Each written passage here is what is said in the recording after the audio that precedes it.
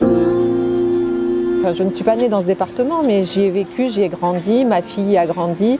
C'est pour moi un choix de vie aussi, puisque j'ai souhaité faire ma carrière professionnelle et avoir une implication dans ce beau département. Voilà, j'y suis très attachée et très fière d'être varoise.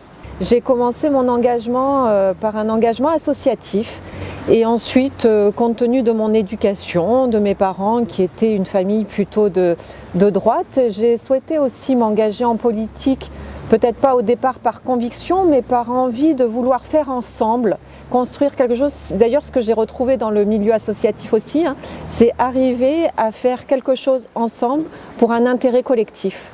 Et je crois que la politique en elle-même n'a pas changé, c'est les hommes, c'est ce qu'en font les hommes de la politique. Alors peut-être qu'aujourd'hui il y a eu quelques déstabilisations, je dirais, sur le plan des différents partis. Il y a peut-être une reconstruction qui est nécessaire, une autre manière de voir de la politique. Peut-être que les citoyens attendent autre chose. Ils nous ont fait passer des messages, notamment en s'abstenant aux dernières élections départementales, régionales, municipales. Bon, il y a eu un contexte sanitaire compliqué, mais au-delà de ça, je pense qu'il y a un réel message des citoyens, peut-être une envie de plus impliquer le citoyen dans les choix du politique. Et je pense que c'est sur ça que nous devons travailler, en impliquant, en concertant et en travaillant tous ensemble pour l'intérêt général. Et n'oublions pas, l'intérêt général, c'est ce qui doit nous guider dans notre action politique. J'ai eu une grande déception sur la ville de Bandol, qui a été une épreuve pour moi très difficile, mais j'ai appris beaucoup. Ça a été donc j'ai connu un échec sur la ville qui m'a vu grandir en plus et à laquelle j'étais très attachée. Mais pour autant aujourd'hui, je suis fière d'être élue auprès de Robert Beneventi et d'être sur la ville d'Olioul. Car je crois que en politique, il faut apprendre de nos échecs et savoir reconstruire et aller de l'avant pour apporter ce que nous pouvons apporter à notre échelle, toujours à notre niveau, pour la vie quotidienne de nos concitoyens, pour les villes dans lesquelles nous vivons. Et je pense que c'est cela le plus important. Alors cette délégation, je l'ai eue depuis mon dernier mandat, donc en 2015, lorsque j'ai été élue au conseil départemental. J'en avais pas forcément fait la demande, on m'a proposé cette délégation et je me suis dit oui, pourquoi pas, c'est un beau challenge.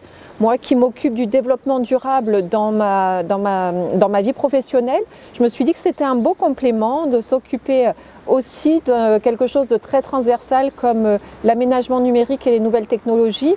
Ça a été un gros challenge parce qu'il fallait fibrer notre département, donc qui est en cours. C'est quelque chose de très important, 11 000 km de fibres à déployer sur 153 communes de notre beau département. Au départ, ce n'était pas forcément un enjeu important pour toutes les communes, mais ça l'est devenu au cours du mandat et notamment ces derniers mois avec la crise sanitaire que l'on vient de connaître, puisque tout le monde aujourd'hui doit être connecté, doit avoir accès à Internet, il ne faut pas de fracture numérique. Le réseau d'initiative publique, c'est un réseau public comme son nom l'indique, qui a été cofinancé par la région, le département et les différentes intercommunalités sur 119 communes. Donc ça, c'est un réseau public et sur les 34 communes restantes du département, c'est un réseau privé qui est déployé par l'opérateur Orange et l'opérateur SFR. Un mandat local, pourquoi? Parce que j'aime être en contact avec les autres, j'aime l'autre en fait et je crois sincèrement en l'être humain.